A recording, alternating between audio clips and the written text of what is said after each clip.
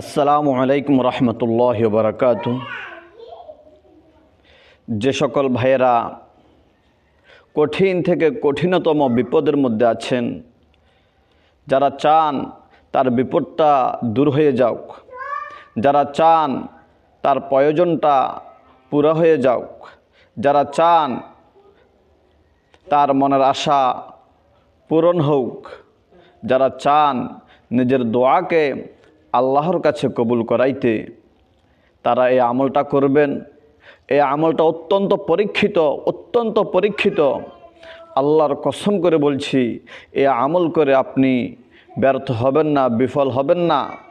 এই আমল আমি যতবার করেছি এর ফল আমি হাতে হাতে পেয়েছি। আমি যে ওস্তাদ থেকে আমলটা শিখেছি তিনিও বলেছেন যে এই আমলটা আমি যতবার করেছি ততবার এর ফল আমি হাতে হাতে পেয়েছি। এটা অত্যন্ত পরীক্ষিত একটি আমল।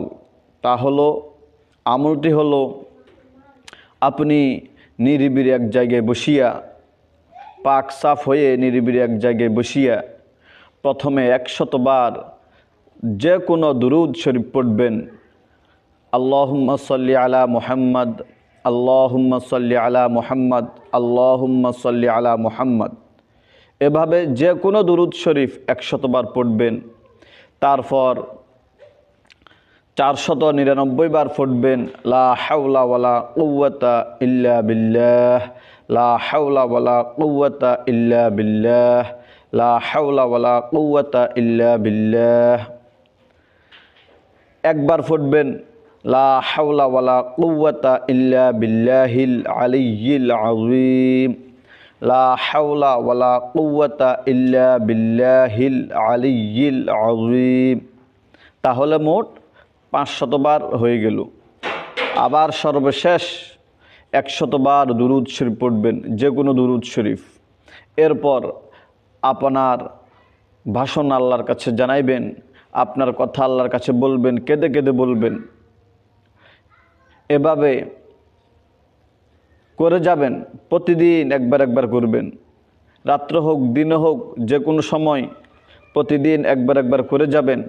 যতদিন না আপনার বিপদ দূর হয়, যতদিন না আপনার মনের আশা পূরণ হয়, এই দোয়াটা আপনি করে যাবেন। ইনশাআল্লাহ আপনার দোয়া কবুল হবেই হবে।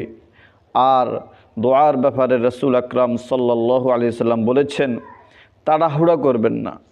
অর্থাৎ একদিন 2 দিন দোয়া করেই আমার দোয়া কবুল হচ্ছে না কেন এই বলে দোয়া ছেড়ে দিবেন না। দোয়া করেই যাবেন। আল্লাহ অবশ্যই আপনার দোয়া কবুল করবেন।